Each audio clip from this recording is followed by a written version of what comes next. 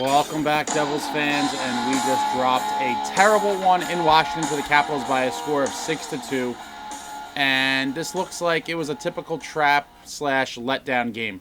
Coming off of the amazing high of the event in the night that was at MetLife Stadium in the Stadium Series where we defeated the Philadelphia Flyers, the team came out completely flat tonight and let the Capitals just absolutely slap us in a game that was super crucial for both teams. And now the Devils are sitting 4 points out of the wild card, trailing Detroit, and the Capitals are now right on our heels.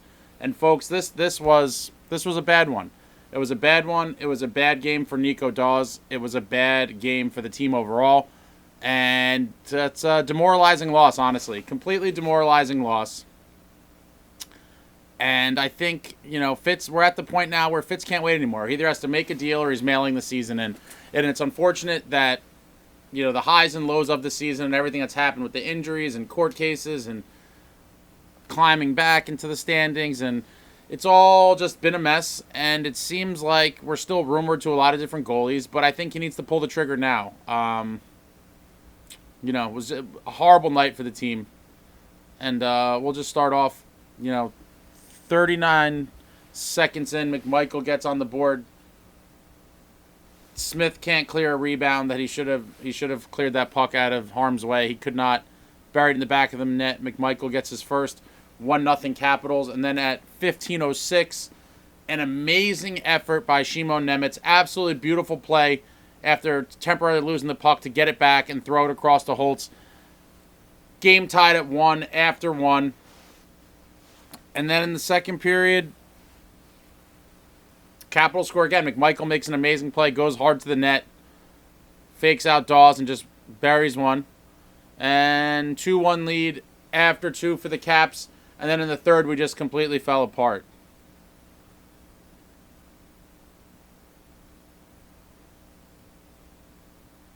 At 4:10, Strome gives them the 3-1 lead. We can't control rebounds. They score again.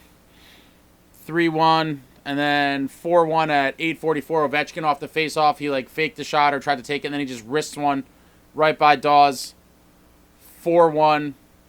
A couple minutes later, 12:27. Scarboza right on the doorstep. Easy goal for him. 5-1. And then a couple minutes later, Haller with a really nice effort on a nice backhand shot there. Makes it 5-2. And then Ovechkin scores one late on the power play at 6-2. Absolutely gutting loss. 2 goals for Ovechkin. So maybe the Devils are trying to make sure that Ovi continues on his march to chase the Gretzky record, because we certainly helped him out tonight by letting him score 2 against us. Devastating game. Absolutely devastating game. And, inconsistency has been a common theme this season. The Devils have been consistently inconsistent. We'll win a game, lose a game, win 2, and it just, we cannot put together a string of solid efforts where we play 60 minutes. It's just not in the DNA of this team on the season, and this is a garbage loss. I don't know. There is no answer, but some of the takeaways from this game is I don't know why we have some of our top players playing out of their natural positions. It just doesn't make sense to me. Some guys are better at it than others in the league, but for weeks now, why is Timo Meier playing left wing? And people are calling Timo's a bust, and we paid him all this money. The guy is not playing his natural wing, and it hurts him significantly. It hurts him significantly. You could see on brief power plays or sometimes on a switch, you'll occasionally see him on the right side a little bit, and he just looks so much more comfortable and effective in that spot. That's where he had his career in San Jose that earned him the contract he did here. Put Timo back on right wing. This is not rocket science. Jackhughes at left wing, cute experiment. It's not working. Put him back at center.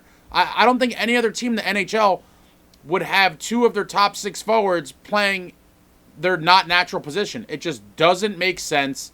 It seems like a stretch. It seems like analysis paralysis. Make some lines that make sense. Put everyone at their natural position and see what can happen.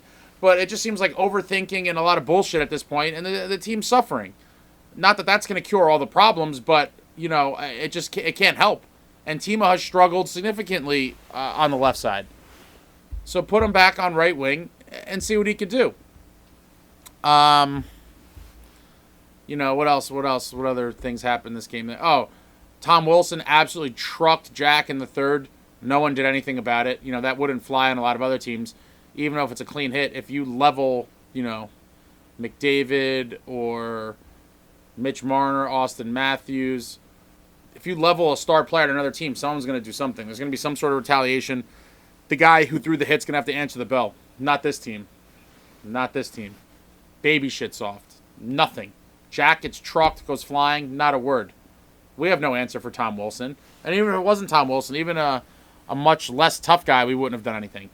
And so I don't know what to say at this point. It seems as though if things stay the same, our season is going to come to an end in April, and it's going to be a long off season with a lot of questions for a lot of parties involved. And I like Lindy Ruff, and I've defended him on this channel and to people in real life.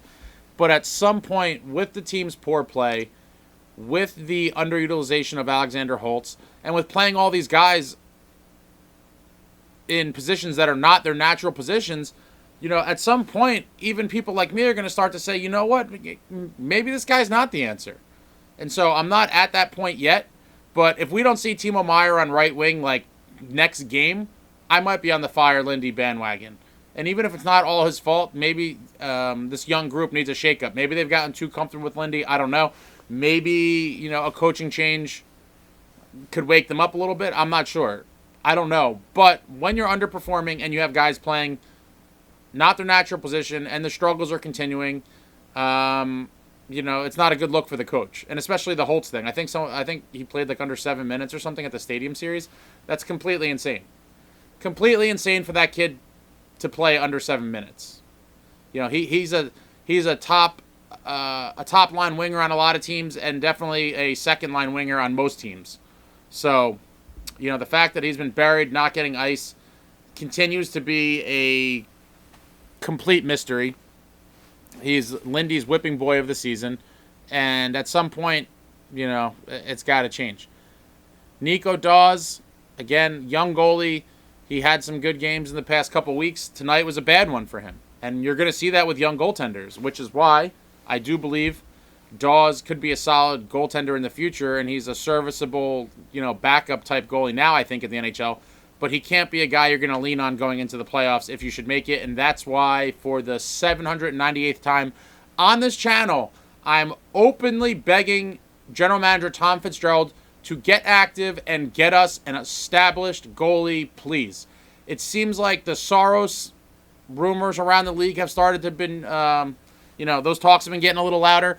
And so I don't know, how much Fitzgerald has talked to the Preds about possibly getting Saros, but I would love Markstrom or Saros. Would prefer Saros just because of his age, and he would be a long-term solution in net for the Devils.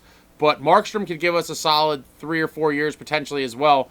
And so I would be looking to definitely get one of those two gentlemen to come to New Jersey and, depending on what the price is, make it happen. And now, if the cost is going to be so significant for Markstrom, then I would try to see, well, how much different would the cost be for Saros? Because if it's not much different, then I think that's a no-brainer that you go the Saros route. But, time is ticking. We're now 4 points out. I don't know what Fitz is waiting for. By the deadline's 2+ weeks away. By then, it might be too late. And so, inactivity is not a good look for Fitzgerald.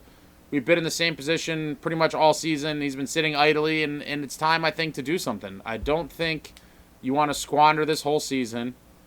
And there's so many other things that, that come into play with that as well. So if we're now not going to do anything and just kind of fade into the offseason, Tyler Toffoli is probably going to be sold off at the deadline, guys. And he'll get us a first-rounder from somewhere. A contender will definitely give up a first-rounder for a guy like Tyler Toffoli as a playoff rental. So, I like Toffoli. I actually love Toffoli. Would love to see him extended here, but with all these other guys do raises and all these other potential moving parts with trades and things, he might be a casualty of both the cap and the Devils looking like they're not going to make the playoffs. So that's a very interesting scenario to keep an eye on as the deadline gets closer. If we aren't going to be buyers, and really make a push, I'd love to see Toffoli re-sign long term. But if Fitz doesn't think it's gonna work out monetarily, I could definitely see him being sold off for a first, and that would hurt. Yeah,